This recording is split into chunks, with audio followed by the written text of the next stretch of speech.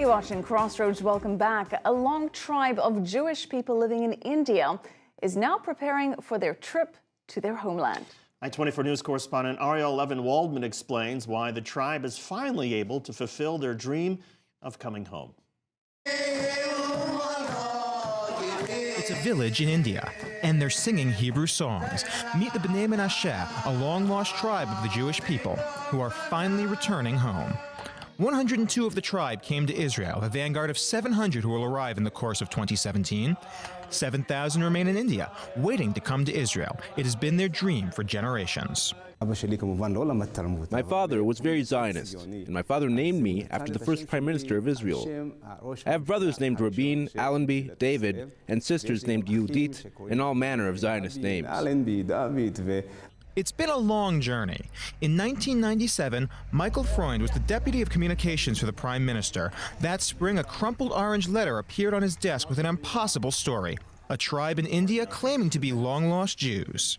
Their ancestors had been exiled 27 centuries ago. They wanted to return. They wanted to come home. My initial reaction was that this is crazy.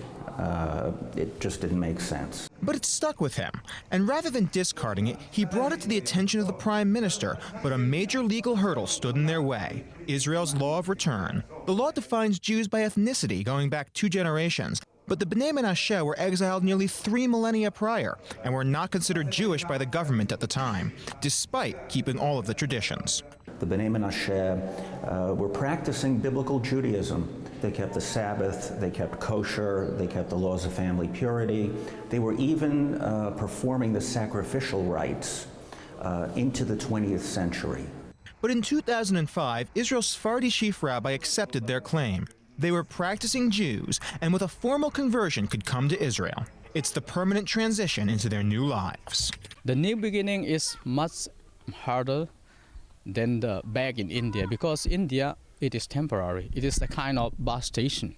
It is one of the stations. We make it here, this is a permanent one, so we have to think of ourselves how to bring up our kids. By all the numbers, that transition has been a resounding success. They disproportionately serve in elite combat units. They are economically successful, taking less than half of the average welfare. And for the Bnei Menashe, it means they can bring the rest of their people home.